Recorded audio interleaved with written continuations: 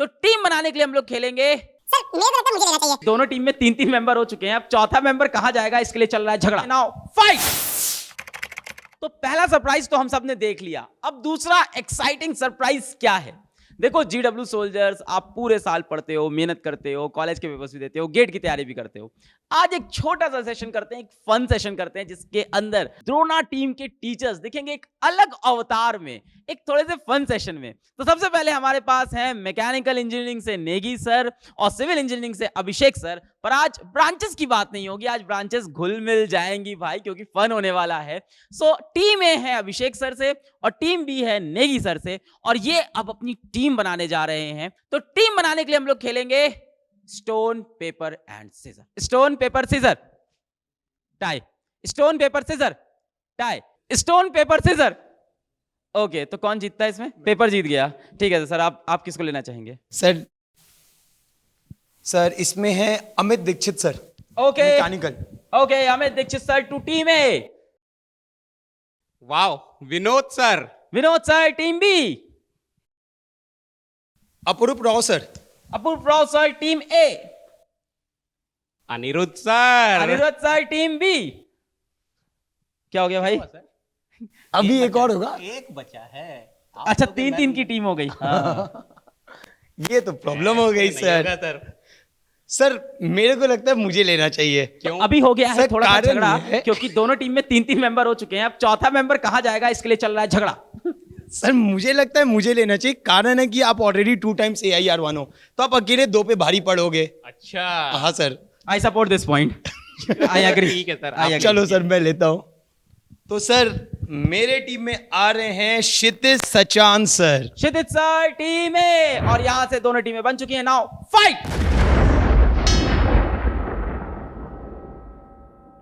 मेरा क्वेश्चन है टीम ए के अभिषेक सर से। सर मैं YouTube पर सर्च कर रहा था सिविल इंजीनियरिंग। जैसे ही मैंने सिविल इंजीनियरिंग सर्च किया, सबसे पहला वीडियो आया JCB की खुदाई। तो सर ये JCB का फुल फॉर्म क्या है, आप ये बता दीजिए।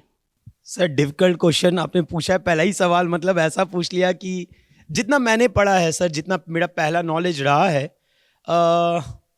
ये कुछ फॉरेन से रिलेटेड है, क्योंकि JCB एक्चुअल में एक इंसान का नाम है। अगर मैं बोलूं तो शायद आपको सुन के बड़ा अजीब लग रहा होगा। एक्चुअली सर ये होता है जोसेफ सारिल बैम्फोर्ड।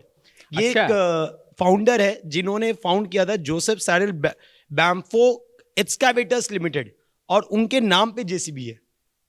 ये कंपनी का नाम है सर? ये कंपनी का नाम एक्चुअल में है, और जो आज लोग उसको मशीन के रूप में देखते हैं। मुझे तो यही लगता था JCB मशीन का नाम है। नहीं sir, it's a name of company actual. Okay sir मेरा अब आपसे क्वेश्चन है टीम बी से, और मैं नेगी सर मैं आपसे पूछना चाहूंगा। पहला क्वेश्चन ही आप मेरे पे दाग दिए हैं सर। एकदम सर।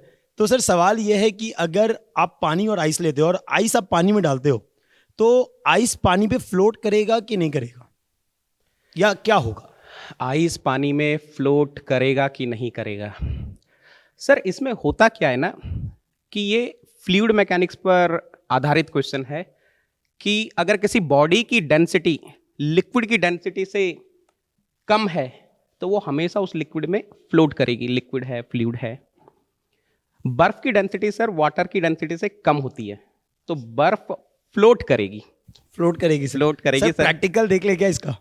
सर आप पूरा तामझाम लेकर आए हो क्या? एकदम सर। सर कंपटीशन वाली फीलिंग होनी चाहिए ना, टीम ए और टीम बी के बीच में कुछ बातें चल रही है, तो जरूर मैं चाहूंगा कि वो आप एक्सपेरिमेंट करके हमें दिखाओ। अच्छा, एक्सपेरिमेंट भी मैं ही करूंगा। हाँ सर। ऊपर वाले तो से सर ये रहा बर्फ और ये रहा पानी। विनोद सर की हेल्प चाहेंगे। सर बड़े वाले टुकड़े डालना, तैरता हुआ दिखना है। सर आराम से। गुस्सा आ रहा है, यहीं मत निकालो। हाँ ये तो सर दिख रहा है। दिख रहा है सर। तो चलो, सर आपने तो इज्जत बच गई। एक्सपेरिमेंटली भी प्रूव कर दिया। इज्जत बच गई। सर आपने तो एक्सपेरिमेंट भी प्रूव कर दिया, लेकिन सर मेरे को एक सवाल यहाँ पे है कि अगर ये बर्फ अभी जो पानी में अगर ये पिघल जाए, तो क्या पानी का लेवल बढ़ेगा या कम होगा? बर्फ पिघलेगी तो सर पानी बनेगी। सर अगर आप इस ग्लास की तरफ देखेंगे तो बर्फ का कुछ हिस्सा डूबा हुआ है, राइट, और बर्फ का कुछ हिस्सा ऊपर है। जो डूबा हुआ हिस्सा है उसने कुछ पानी का वॉल्यूम डिस्प्लेस किया हुआ है, तो जब बर्फ पिघलेगी तो ठीक एग्जैक्टली इतने ही वॉल्यूम का पानी बनेगा, तो जो लेवल है वो एग्जैक्टली सेम रहेगा। ओ सर, जनरली तो हमें यही लगता था कि पानी का लेवल बढ़ जाएगा, बट सर ऐसा नहीं दिख रहा है। सर एक और चीज बताता हूं, डिपेंड करता है लिक्विड कौन सा है। अगर आप लिक्विड चेंज कर देंगे तो सिचुएशन चेंज हो सकती है। मैं समझ रहा हूँ सर। सर अभी आप बोल रहे थे कि वाटर का डेंसिटी ज्यादा होता है, आइस का कम होता है। यस सर, यही क्वेश्चन दाग देते हैं अगली टीम पे। बिल्कुल सर। तो सर बताइए वाटर का डेंसिटी कितना होता है आपका? अगर नॉर्मल अभी देखें जो पानी पड़ा था उसका क्या डेंसिटी सर ये वाटर और डेंसिटी की बात हो रही, मुझे लगा आंसर करना चाहिए इसका। हाँ एग्जैक्टली सर, हाँ because I am taking fluid, so that's why you are saying. हाँ ओके सर, तो देखिए सबसे पहले तो हमें ये पता ही है कि अगर हम टेम्परेचर को अप डाउन करते हैं तो डेंसिटी वेरी करेगी, और ज़्यादातर लोगों को यही पता होता है कि हम 1000 लेके न्यूमेरिकल सॉल्व करते आए हैं। पर मैं आपको बताऊं ये आंसर मुझे इसलिए पता है क्योंकि जस्ट अभी 2 दिन पहले ही मैंने क्वेश्चन देखा था, अच्छा, और वहाँ पर मुझे पता चला कि एक्चुअल में हमें जो डेंसिटी पता है 1000, वो हमारे 4 डिग्री सेल्सियस पर है, और अभी जो आप काम कर रहे हैं वो तो रूम टेम्परेचर पर है। टेम्परेचर पे, और अगर रूम टेम्परेचर पे कर रहे हैं तो ये पक्का पक्का लगभग 20 डिग्री सेल्सियस पर हम बात करें तो डेंसिटी ऑब्वियस है, टेम्परेचर बढ़ गया तो डेंसिटी क्या होगा हमारा, कम हो गई होगी, और ये लगभग 998, बहुत ही कम असर आएगा, और 998 के अप्रोक्स ये चली जाएगी किलोग्राम पर मीटर क्यूब में। Yes exactly. लेकिन सर बच्चों को फिर 1000 ही यूज करनी चाहिए कि 998 यूज करें? सर देखिए, जब तक ये डाटा दिया हुआ नहीं है तो ultimately we are going to take the value of 1000 kg per metre. हाँ, अगर स्पेसिफाइड कर ही दिया है तो ऑब्वियस है हमारे पास कोई चॉइस नहीं है, नहीं देने पे 1000 दे देगा तो वही ले लेंगे जो बोल रहा है। बहुत बढ़िया सर। तो मैं तो ये जानना चाहूंगा आपसे कि सर ये बात तो हमने कर ली फ्लूइड की, मगर ये भी है कि फ्लूइड के साथ साथ कई बार हम देखते हैं कि आईआईटीज में थर्मोडायनेमिक्स पढ़ाया जाता है ना, बहुत सारी ब्रांचेस कंबाइंड कर दी जाती हैं। तो मैं ये जानना चाहूंगा कि क्या आप में से किसी को पता है कि एक हॉर्स की पावर कितनी होती है? अब आप ये नहीं कि हॉर्स कितना तेज भाग सकता है ना, आई एम जस्ट आस्किंग कि what is 1 HP, what is horse power? Okay, so you can answer it Vinod sir. मैं तो आपसे जानना चाहूंगा। ये सवाल मैं ले लेता हूं सर। बहुत सारे लोग होते हैं जिनको हॉर्स पावर लगता है कि यार 746 what is actually horse power होता है, बट वो क्या एक्चुअली में घोड़े की पावर होती है? तो ये जो कंसेप्ट आया ना ये 746 वाला, ये एक्चुअली में जेम्स वॉट ने यूज किया था। उसने क्या किया था, उसने एवरेज देखा कि मेरे इंजन की पावर को अगर मैं कंपेयर करूं हॉर्स से तो क्या वो मैच करता है।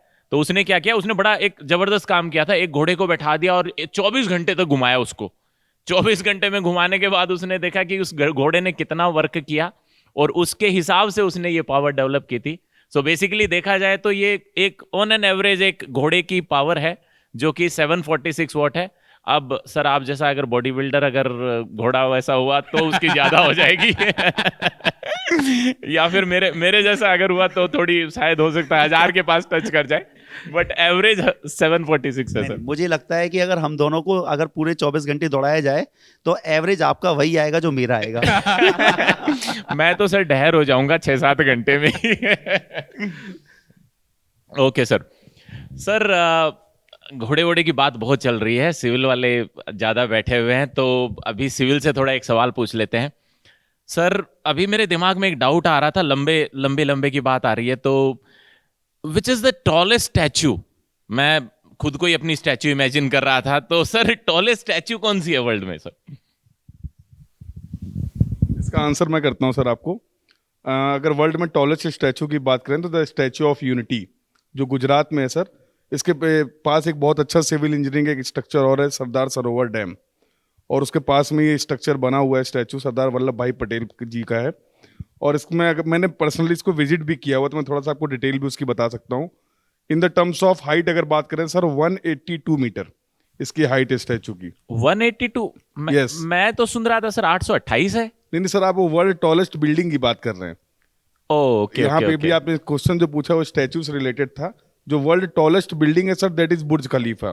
तो 828 एंड 830 पीक को कंसीडर करते हुए आप वो बिल्डिंग की बात कर रहे हैं। स्टैचू में द यूनिटी जो आप स्ट्रक्चर मैंने बताया आपको वो है। सर आप दुबई घूम के आए हो क्या? नहीं दुबई नहीं गया सर, गुजरात घूम के आया हूँ सर मैं। गुजरात घूम के आया हूँ। और उसमें एक चीज और मैं मेंशन करूंगा, उस स्ट्रक्चर में आप उनके चेस्ट वाले पोर्शन तक जा भी सकते हैं। जो अच्छा। सरदार जी वल्लभ भाई पटेल जी का जो स्टैचू है उसमें लिफ्ट के थ्रू आप चेस्ट वाले पोर्शन तक जा सकते हैं, और वहां से सामने आपको जो डैम का मैंने जिक्र किया वो बहुत अच्छा व्यू मिलता है वहां से, तो व्यू पॉइंट ऑफ व्यू से वहां पे भी जाने को मिलता है। बढ़िया। तो सर वहां ऊपर जाने के बाद में जैसा नीचे का व्यू कैसा दिखता है? मेरे को सर हाइट का बहुत बड़ा फोबिया है, तो मैं सोचता हूँ कि यार साइड में ऐसे ना देखें, क्या जबरदस्त नहीं व्यू है ऐसा उसका? ऐसा आपको बिल्कुल ग्राउंडेड नहीं दिखेगा, दूर का व्यू दिखेगा और बहुत अच्छा व्यू होगा, सामने डैम। और उसको अब मैं गया था सर, आई थिंक 3 साल पहले गया था जब स्टार्टिंग में ही, तो उसमें बहुत सारी चीजें भी और भी डेवलप हो गई हैं वहाँ पर। उस समय तो मेन उसका डैम का व्यू था, उसको बहुत अच्छा टूरिस्ट प्लेस की तरह से बनाया जा रहा है। सर मेरा एक क्वेश्चन अनिरुद्ध सर से, बहुत देर से अनिरुद्ध सर शांत हैं तो मैं अनिरुद्ध सर से एक क्वेश्चन पूछूंगा। सर अभी जैसे थोड़ा सा हेल्थ इश्यूज भी रहते हैं, सबको सीजन वगैरह चेंज होते हैं, एक बीपी का बड़ा कॉमन सा प्रॉब्लम है सभी को। सर ये तो मेडिकल स्टूडेंट से पूछना चाहिए। नहीं अभी मैं इसको सिविल इंजीनियरिंग से रिलेट करता हूँ सर, या इन जनरल रिलेट करता हूँ सर। अगर बॉडी में बीपी की बात करें तो सर, तो बीपी कहाँ पर ज्यादा होता है, हेड वाले पोर्शन में या आपके पैर वाले पोर्शन में? अब सर ये तो डिपेंड करेगा हम सीधे खड़े हैं या उल्टे खड़े हैं। सीधे खड़े हो जाएंगे तो ऑब्वियसली सर ग्रेविटी का पुल डाउनवर्ड है तो पैरों की तरफ ज़्यादा होगा। हार्ट तो सर सेम रेट से पंप कर रहा है through out the body, but उसमें सर ग्रेविटी का इफेक्ट भी आ जाएगा। उल्टे खड़े हो जाएंगे तो सर आप ऑब्जर्व करके देखना, शीर्षासन करके, तो सिर की तरफ ब्लड फ्लो ज़्यादा हो जाएगा, वहाँ पर प्रेशर ज़्यादा आ जाएगा। और सर लेट के करेंगे, कोई सो रहा होगा तो उसको डिस्टर्ब नहीं करते sir. Okay sir, okay. Sir मेरा क्वेश्चन अप्रूव सर से रहेगा कि सर जैसे रोहित शेट्टी की बुक्स मूवीज़ देखते हैं हम, तो स्कॉर्पियो ज़्यादातर यूज़ करते हैं, इतनी सस्ती मिल जाती है और उड़ाने में बड़ा मज़ा आता है एक्शन सीन्स में। तो सर वो तो सस्ती मिल जाती हैं, इतनी अच्छी हाइट रहती है उनकी। और जो फास्ट कार्स रहती हैं सर, लैम्बोर्गिनी वगैरह, ये सब छोटी रहती हैं। और सर F1 कार्स की हाइट तो और भी कम रहती है। सर ये ऐसा क्यों सर, महंगी स्पीडी कार्स की हाइट कम और ये इन सब की ज़्यादा? ये सब बताइए सर। वैसे तो अगर आप इन जनरल सड़कों पे देखेंगे तो ऐसी कारें आपको बहुत रेयरली देखने को मिलेंगी, लेकिन जो बहुत ही स्पीड वाली कार्स होती हैं उनका सेंटर ऑफ ग्रेविटी नीचे रखने के लिए उनकी हाइट को थोड़ा नीचे रखा जाता है, क्योंकि अगर सेंटर ऑफ ग्रेविटी ऊपर रही तो उतनी स्पीड से अगर वो कार चलेगी तो उसके रोल होने का खतरा होता है। तो सेंटर ऑफ ग्रेविटी को नीचे रखने के लिए ऐसी जो कार हैं जिनकी स्पीड, एवरेज स्पीड बहुत ज़्यादा है, उनकी हाइट बहुत कम होती है। अब सवाल का सिलसिला नेगी सर से स्टार्ट हुआ था, तो मैं चाहूँगा कि ख़त्म भी नेगी सर पे ही हो। तो मेरे पे मेरा खत्म सवाल करोगे सर? आपसे सर ये है, कुछ दिन पहले मैंने घर के लिए एसी खरीदा था सर, 2 टन का, और घर तक तो मैं कार से लेके आया था, लेकिन ऊपर मेरा घर जो है 7th फ्लोर पे, वहाँ तक तो मैं खुद लेके गया था एसी। तो इतना भारी तो लगा नहीं मुझे। तो ये 2 टन एसी का मतलब क्या हुआ? सर आप जिम जाते हैं क्या? हाँ सर। इसीलिए आपको नहीं लगा। इसीलिए आपको नहीं लगा। अगर मेरे जैसा आदमी रहेगा तो वो 2 सीढ़ियां नहीं चढ़ा पाएगा। बाकी सर जहाँ तक कॉन्सेप्ट की बात है, तो यहाँ पे जो 2 टन है वो एसी के मास को रिप्रेजेंट नहीं कर रहा है। यहाँ पे जो 2 टन है वो रेफ्रिजरेशन कैपेसिटी को रिप्रेजेंट कर रहा है। जितना ज़्यादा टनेज होगा उतनी ज़्यादा कूलिंग कैपेसिटी होगी, उतना ठंडा कर पाएगा एसी। ओके, तो आज समझ में आया कि 1 टन, 2 टन, 3 टन एसी का मतलब क्या होता है। हाँ सर, वो वजन सबका सेम है। तो बेटा ये तो सेशन हुआ जहाँ पर उम्मीद करता हूँ आप लोगों ने एंजॉय किया होगा। काफ़ी हम लोगों ने हंसी मजाक किया साथ में मिलकर। इस तरीके के सेशंस हम बहुत सारे आगे फ्यूचर में लाते रहेंगे। और इसके साथ साथ मैं आपको बोलूँगा कि आपको अपने कॉन्सेप्ट पर ध्यान देना है, आपको अपनी पढ़ाई पर ध्यान देना है। हमारे बी बैचेज स्टार्ट हो रहे हैं दिसंबर मंथ में, बहुत सारे बी बैचेज आ रहे हैं, मैकेनिकल के, सिविल के, और ब्रांचेस के, ईसी, ट्रिपली, कंप्यूटर साइंस के भी आ रहे हैं। तो चलिए वहाँ पर मिलेंगे, सब लोग मिलकर पढ़ाई करेंगे और इस तरीके के सेशंस हम लोग लाते रहेंगे। Thank you. तो फर्स्ट राउंड की फाइट के बाद अब आ चुके हैं दूसरे राउंड की तरफ, और दूसरे राउंड में हमारे पास है टीम ए, जहां electrical and electronics and communication से हैं विशाल सर, और हमारे पास है टीम बी, जहां कंप्यूटर साइंस एंड आईटी से हैं अंकित सर। तो इन लोग अपनी टीम के लिए चिट्स उठाएंगे, पर चिट कौन पहले उठाएगा ये डिसाइड करने के लिए हम टॉस करेंगे। सर क्या हेड्स या टेल? ओ, तो सिक्का तो यहां पे खड़ा हो गया है। अब कैसे डिसीजन लें? सर इंजीनियर की तरह हमारी किस्मत भी बहुत खराब है सर। नहीं सर, काफी सिमिलरिटी है हम दोनों में, हमारी टीचिंग स्टाइल एक जैसी है, हाँ। थॉट्स एक जैसी हैं, शायद इसीलिए मतलब वो हार जीत का फैसला नहीं हो पा रहा है। हाँ। सर बहुत अच्छी बात बोली आपने। तो फिर तो अंकित सर ही उठा लेने देते हैं ना पहले, ठीक है सर, ना? मुझे लगता है इतना कि- जब दोस्ती है तो क्या दिक्कत है? सर मुझे लगता है जिसकी शादी पहले हुई है उसको मौका मिलना चाहिए, क्योंकि उसने ज्यादा दुख झेला है। जिसकी शादी पहले हुई है उसको मौका ज्यादा मिलना दुख चाहिए। झेला है। हाँ सर। ओके। तो आपकी कब हुई है? मेरी पहले हुई है ना सर, तो मुझे पहले मौका मिलना कब हुई चाहिए। है सर? 17। आपकी? 18। तो आप कह रहे हैं कि आपको शादी में दुख है। सर हर किसी को होता है। मैम, अगर आप ये वीडियो देख रहे हैं, it's time you get serious about this issue now. Okay, तो आप पहले चिट उठाइए। Thank you sir. तो सबसे पहले उठाते हैं और इसमें देखते हैं। तो इसमें एक ऐसा नाम लिखा हुआ है जिनको कि मैं बोलता हूँ एनर्जी किंग, और जिससे कि आप सभी लोग अपना एसोसिएट कर सकते हो नाम, Chandan Jha sir. Chandan Jha sir goes to team A. Ankit sir, your turn. Sir ये तो खतरनाक हो गया, मतलब all India rank 1 Siddharth Sabharwal sir. वो सिद्धार्थ सर, टीम बी। तो सर अब मेरी बारी। डरते डरते मैं भी उठा रहा हूँ, देखता हूँ किसका नाम आता है। तो मेरी टीम में आ चुके हैं सर लेजेंड प्रोग्रामिंग और डेटा स्ट्रक्चर के Pankaj sir. Pankaj sir, team A. जीतना तय लग रहा है सर मेरा तो। सर ये आ चुके हैं बहुत ही खतरनाक Malesham Devsani sir. Malesham Desani sir, team B. और यहाँ पे दोनों टीम बन गई है। अब आप लोग एक बार हैंड शेक कर लें। अब मुझे उम्मीद है यही इमोशंस रहे हैं आप लोग के मैच के बाद भी। Okay, fight.